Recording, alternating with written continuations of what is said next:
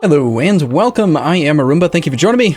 It's time. It's time to try out some Meioux. Is that how you pronounce it? Meioux and Taxes. Meioux and Taxes 2.0. Thank you so much, first and foremost, to Demi and Sky and Sunwoo and all the other developers that are part of that moderator team, the moderation team, whatever you'd call it. Moderation? It's not really the right word, is it? More like mod maker? Mod maker. It's a group of people. I'm not really 100% sure how many people there are, but I do know for sure that Demi and Sky is the guy who actually got me in touch with actually getting a code, getting a copy of the title, the actual mod itself before release. So thank you for that. This, if you're unfamiliar, is a huge... Pronounced it wrong. I'm pronouncing it wrong already. Damn. That doesn't surprise me, honestly. It's a total overhaul mod for EU4. I remember when Meioux and Taxes... How is that not how you pronounce it? M&T? Let's just call it M&T. Let's just do that. Sure. M&T. I could have sworn that was a French word which means better. Doesn't it? Meioux? M-E-I-O-U-X. Meioux and Taxes. Alright, whatever. So anyway, it's a total overhaul mod. I played it when they first released it for EU4, and was involved with the pre-release hype stuff back then, too. I checked it out, it was a lot of fun, it was really pretty invasive as far as mechanics, it changed everything. One of the main drawbacks to it was performance. 2.0 is hoping to add and change new features and functions, while at the same time being playable, which is a pretty good goal, I think. It runs pretty damn well. Apparently Twitch chat wants me to call it Meioux and Taxes, like a cat. Cool. Anyway, let's dive into the game.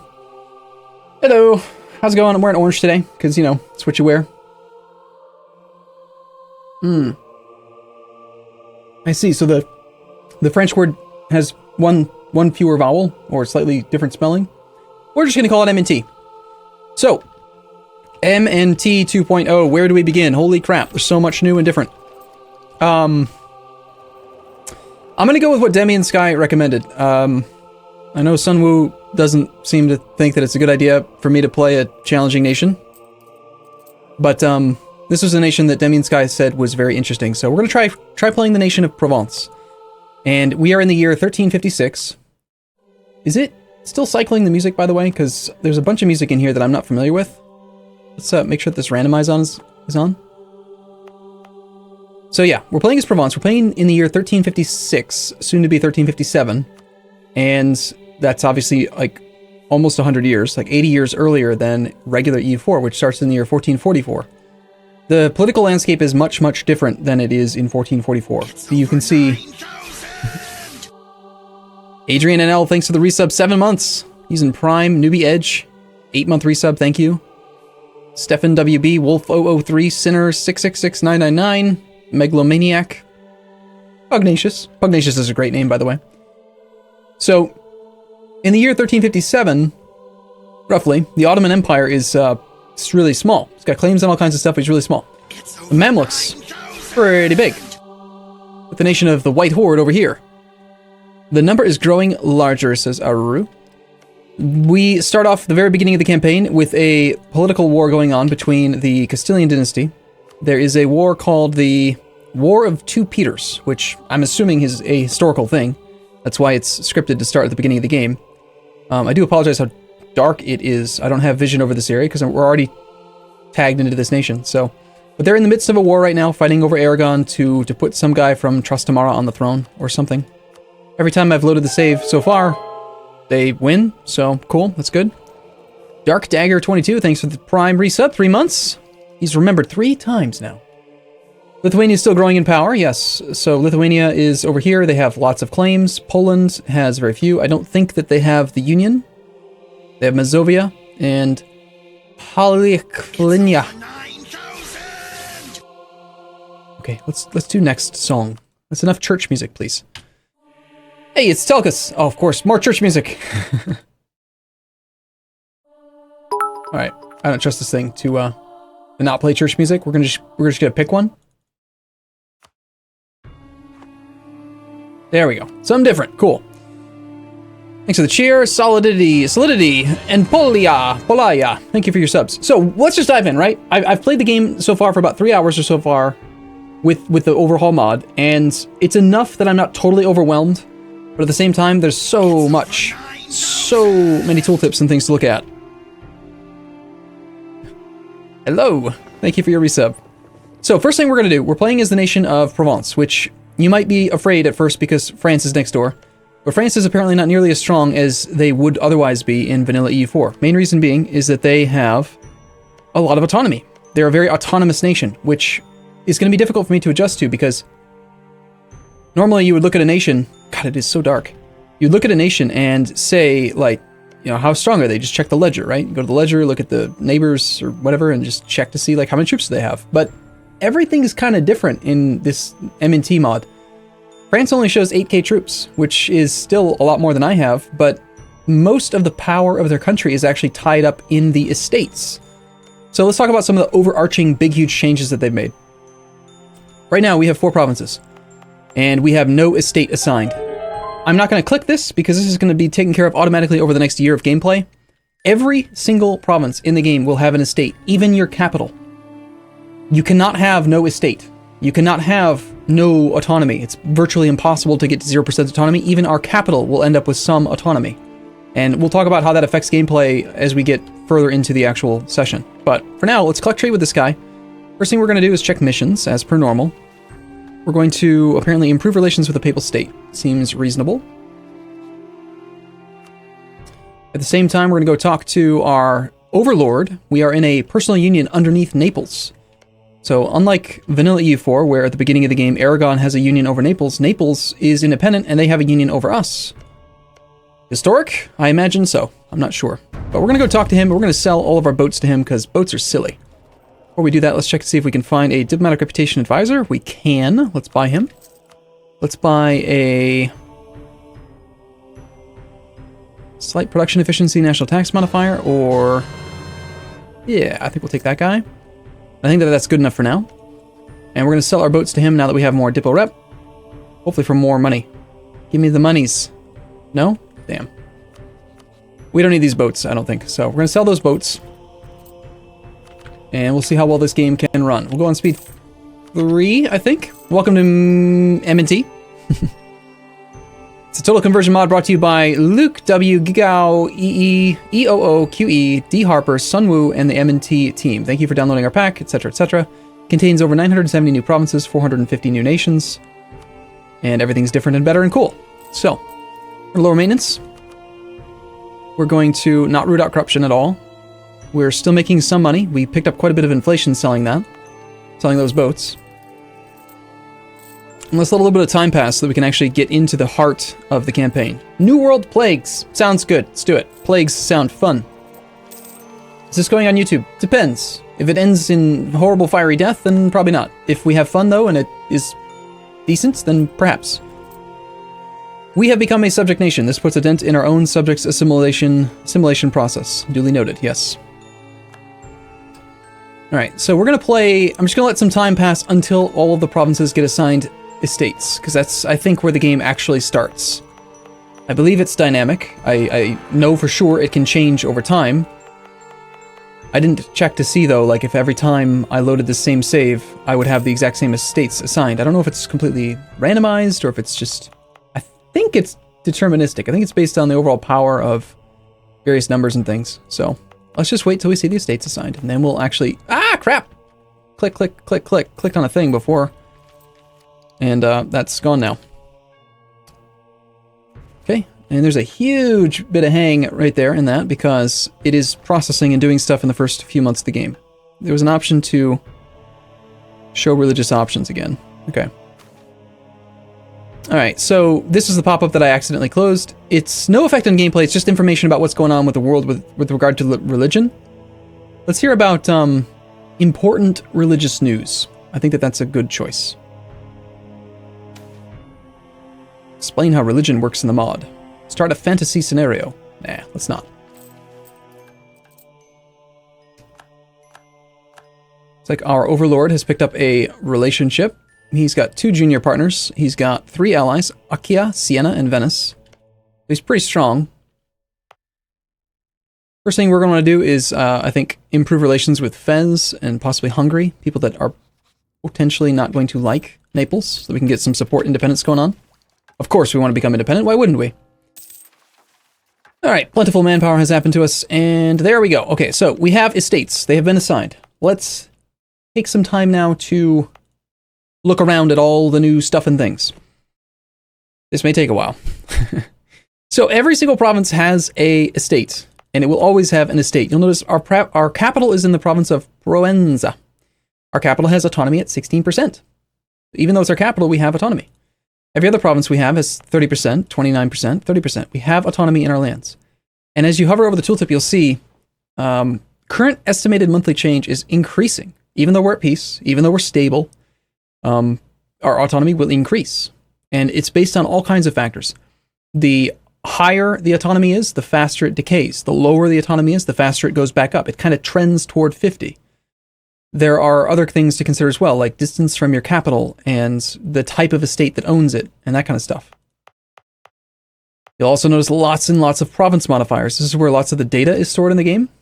Why is the music off, by the way? We just like listening to a song that doesn't exist? What's playing right now? Yeah, we're playing a 0-second song. Seems reasonable.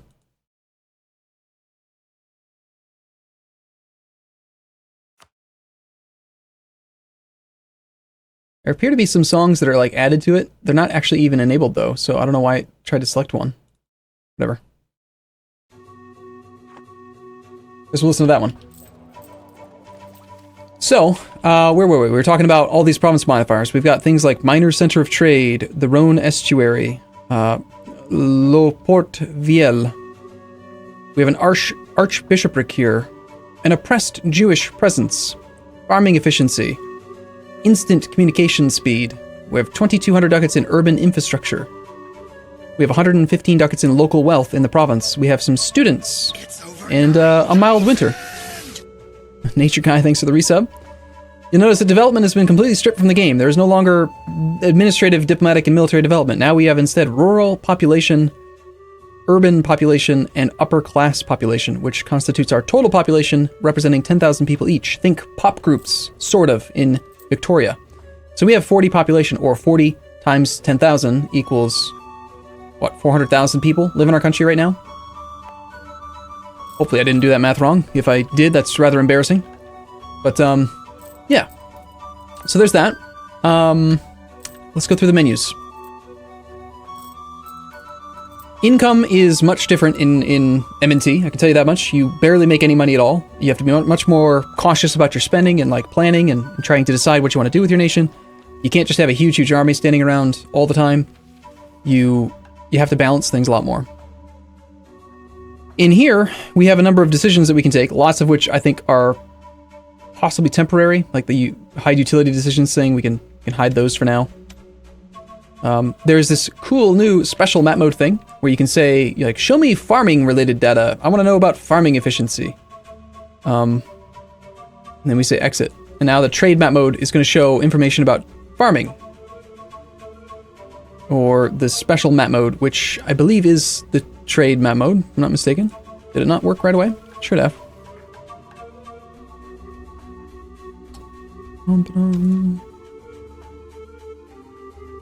Okay, yeah, it's showing anything related to the farming efficiency from the map.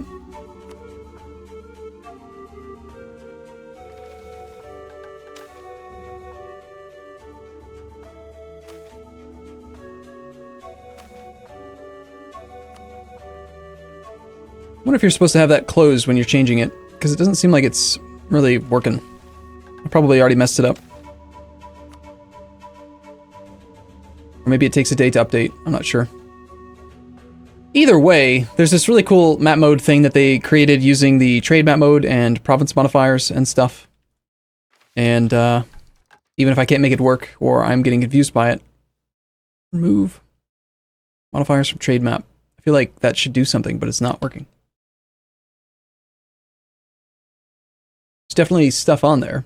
Let's try like city data, urban saturation, make it visible in the map mode.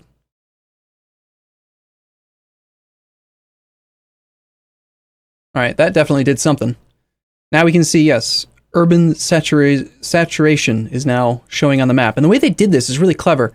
The only way to make something show up in the trade map mode is if it provides a multiplier or modifier to goods produced or like trade power and stuff. So you'll notice local goods produced modifier plus 1%. Every province in the game now has 1% increased local goods produced in order to allow them to extract data from the save file and put it onto this trade map mode. They've essentially hacked the trade map mode to make their own map modes, which is cool. It's really cool. Clever use of in-game mechanics, right? So there, I've just removed them. Apparently this is the trade map mode, as it is supposed to be.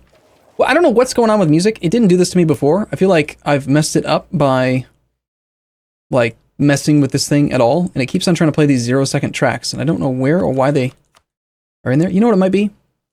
Let's just start up here. All better now. So, we're not going to hire our next advisor because we can't actually afford it. We could barely eke by, but I would like to have a surplus of cash. Slightly. We sold our boats because I don't see any need to have them at the beginning of the game, and for some reason Naples is willing to give us 140 gold for them. Boats cost more to build now. 23 ducats for a transport, 25 for a galley, 34 for a warcog, and actually a heavy has a cost of 64 base. It's listed at 28. I don't know why, but it'll be a long time until we have the tech for that. Infantry cost 28 ducats default. Cavalry cost 44. And anyway, back to what I was saying earlier, is that like a nation like France, even though they only show 8k troops in the ledger, a lot of their power is still tied up in their nation. They've got provinces, for example, that have 100% autonomy, which means that all of the power of the country is in that province. It doesn't mean that there's no power. It means that the estate that controls the land has all of the power, and they will provide France with levies during times of war. So it's difficult, to say the least, to like assess the power of your neighbors.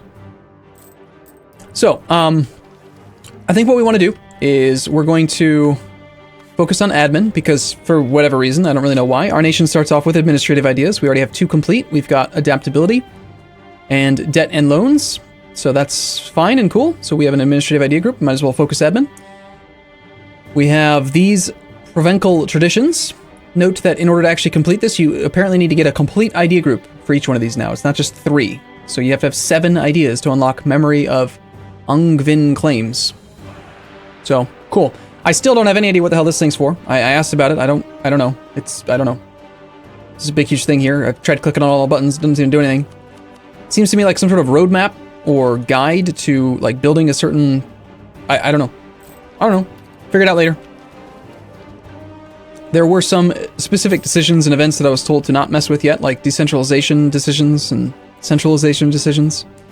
But, yeah. The AI is very aggressive in this game. They have special CBs to try to trigger them to behave more like a player would. So they'll, instead of just declaring like one war and then, you know, calling all of their allies into a war that should be really easy, they don't really do that as much. There's a new siege system, new attrition calculation system. They've removed devastation as a mechanic in lieu of their own mechanic for devastation, which we'll see when we actually get into a war. I'm hoping at some point they might be able to just incorporate the devastation mechanic. My theory, or my thought, is just that they had it all built, and then Paradox added in devastation after the fact, and then it's like, well crap, we already have our own system, what do we do? So, this shows the requirements. Okay. So for example, when we get to the next tech level, at Administrative Tech 8, we'll be able to take another idea group.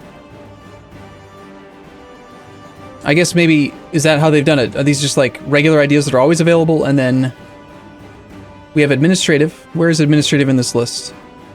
Here. So if I wanted empire and expansion, are those gated behind it? Interesting. So I don't see empire or expansion. So that makes sense. It must be that in order to actually get them to show up in the list of available ideas, you must complete the previous idea group.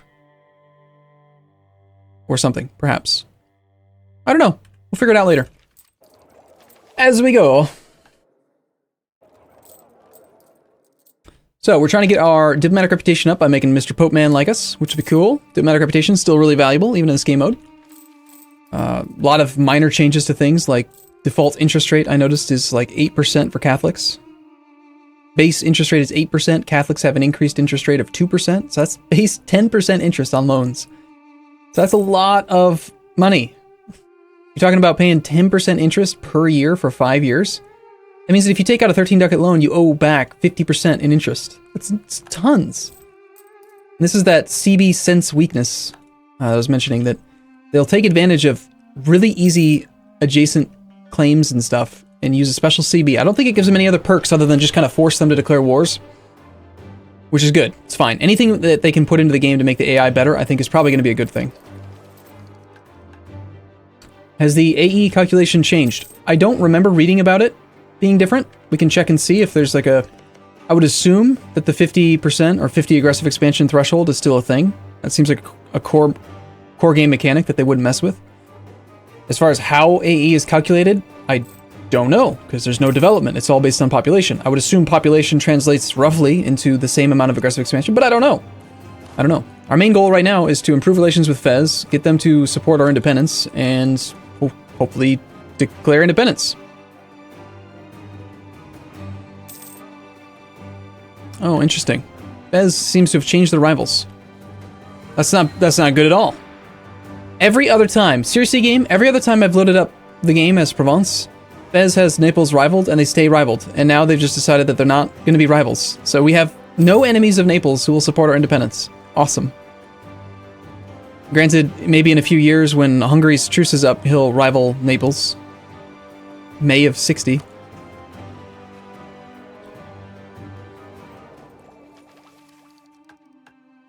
And let's just confirm that I am playing on the version of the game that does allow you to actually attack him, because otherwise there's like literally no point.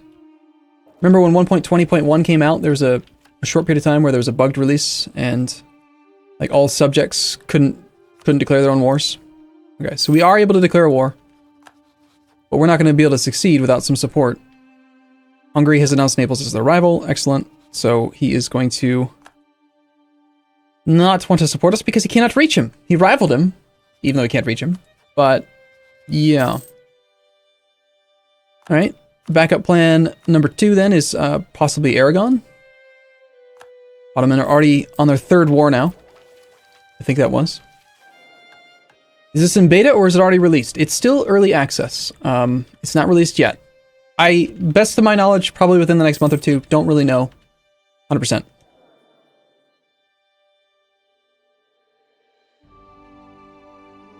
The papal interactions changed as well, yes. So, unlike in vanilla, where you have these estates that you kind of like balance around 50% influence and milk every now and then for some monarch points, or manpower, or a leader or something, in MNT, they have a fixed amount of loyalty that doesn't increase or decay over time. It just stays. It is what it is. You've interacted with the estate and you've done these things to them, and if they like you, they like you. If they don't, they don't. Their influence is dependent upon the amount of land that they have and the types of concessions and favors you've done with them. So there's this interaction system where you can say, assess the estate's power. So we'll visit the burghers. The burgher estate represents city dwellers and their interests. While they do not command many soldiers or own vast tracts of land, they tend to aggregate at the crossroads of wealth, making them far wealthier than other estates given their size. While excellent allies to have in peacetime, burghers will become very displeased if you fight offensive wars that lead to high war exhaustion, and it is bad for business and prosperity. Their treasury. So remember we talked about how the estates hold power, even if they are, like, the autonomy of a province directly influences the power of the estate. So, power in Provence. They have 20.4% of our landed estate territory. They have an annual income of 12.405 ducats. This comes from the provinces that they control, which looks like the burghers are present in our capital. Our capital has 15 total population, 15.4% autonomy. So some percentage of the wealth of this province is going to go to the burghers, and we can see that they currently have a treasury, 76 ducats, and they make 12 ducats a year. And we can list their privileges, the things that have happened that apply to them. Drop down below are a list of privileges that the burghers currently possess. The burghers generally demand privileges which revolve around economic concerns. So they currently have a minor toleration of smuggling policy, which gives us a malus. Our entire country has reduced trade efficiency. Let's say I wanted to get rid of that, right? I believe I would have to go to here, and when I'm allowed to, which I can't yet, I will have the option to revoke privileges peacefully. If I have positive stability, and I haven't revoked a privilege from them within the last 10 years, then I can go into here and I can say, I don't want you to have minor toleration of smuggling anymore, at the cost of opinion, loyalty, and, like, stability or something. They also have token honorary noble titles, plus 10% local tax in every province owned by the estate. minus 25% local production in every province owned by this estate, and minus 15% provincial trade power in every province owned by this estate. So these are their, again, these are their privileges.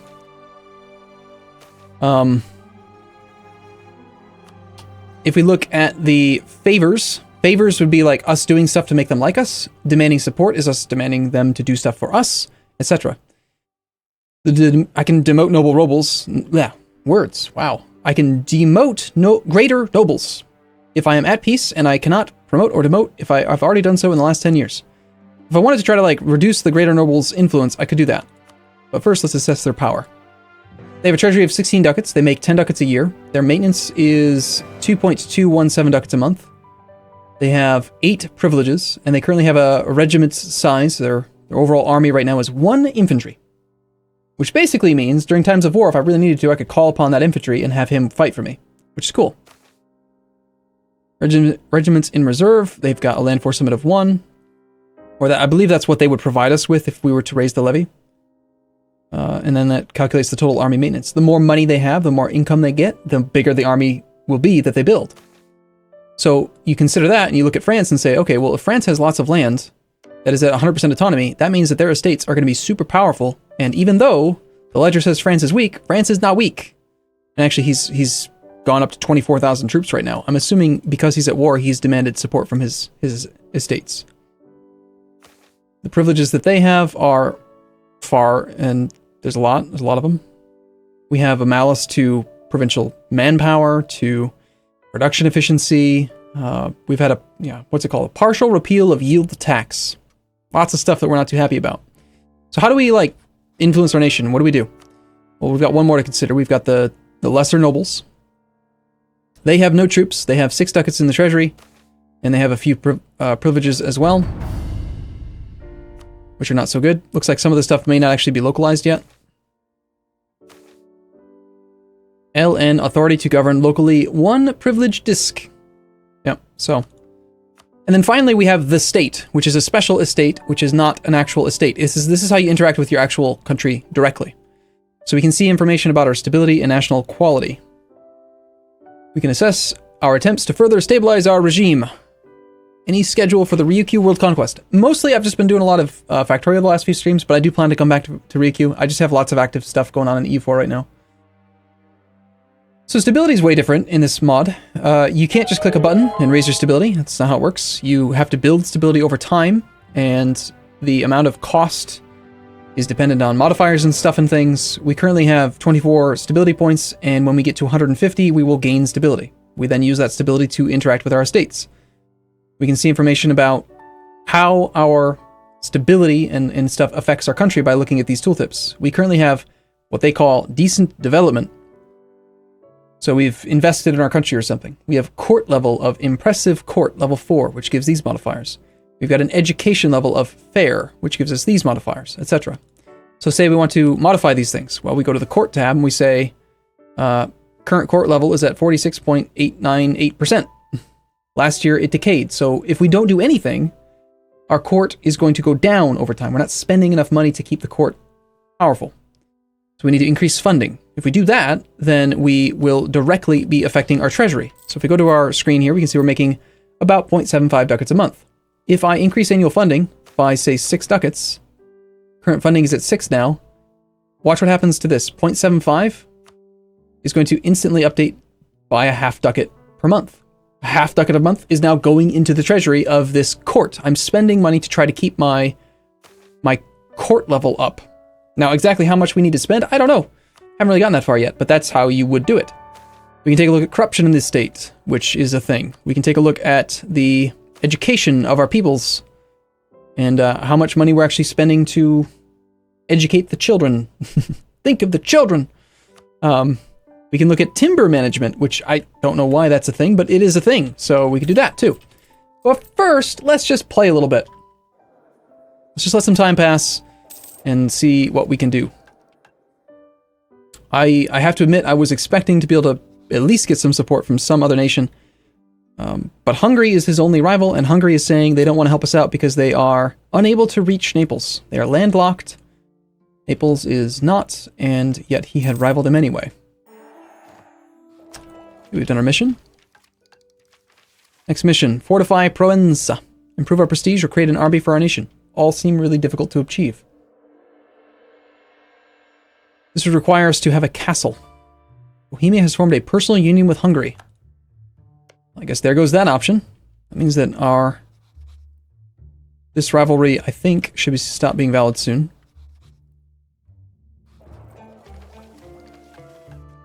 So they want us to build a castle in our capital. Now, that's different than previous things. We have this fancy pants button called Interact with Province. You can construct roads in the province.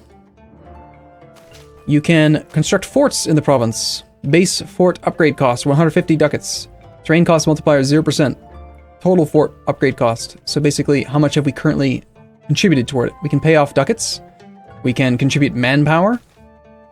If we do that, it's going to cost us various amounts of administrative points and manpower to basically convert manpower into money, which I think early in the game sounds kind of appealing. I hate the idea of spending monarch points on something like this, but I don't know. Seems like something we could do. So it wants us to build a fort. It's got a specific thing. It's calling it a castle. Naples has announced Aragon as a rival. That's probably really good for me, because now Aragon will probably rival them, and maybe we can get Aragon as our independent supporter. It'll all work out in the end, don't you worry. So let's take a look at all the various buildings that can be built here. This is the buildings screen. We've got warehouses, warehouse districts. We're looking for something that's specifically called a castle. This down here is actually a mine complex. I'm thinking that the castle itself is not just something you can directly build. I believe that you have to use this upgrade forts button. So, for the sake of trying it, let's just try it. We'll do the interaction. We will construct forts in this province, and let's spend some manpower. I don't see us being able to use the current manpower. We're already at 16,000 manpower out of 12,000. I don't know how we're going over the number, the cap, but okay, cool. But yeah, let's contribute some manpower to the effort. We're going to cover 75% of the cost with 66 admin. And again, money is so much more important that I'm actually kind of tempted to try this to see if 66 admin is that big of a deal or not. I don't know yet, but we'll spend some manpower. So now the cost remaining is 37.5. And we can't spend any more manpower on it, but we can pay off the remaining 37 ducats. So let's do that. We have procured all of the necessary. All of the necessary. Construction has begun in Provenza and will be completed in 2.5 years. All right, cool. Am I still able to take the mission? Yes, let's take that. Yeah, it'd be a good idea to have the mission, right? Still, it's going to take 2.5 years. You'll notice that there's these little blue castles. Every single province does have some fort level. They've gone back to the old EU4 system where you do have every province needs, they don't just like fall in 1 month.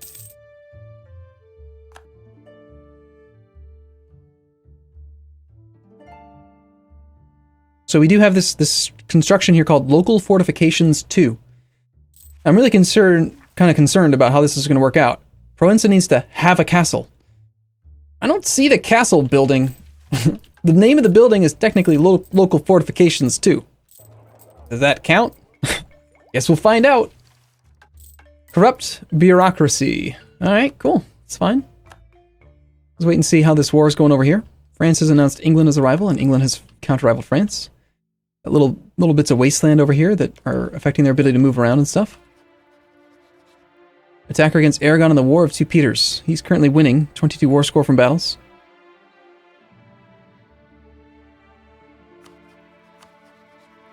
Looks like Castile is winning this War of Two Peters thing.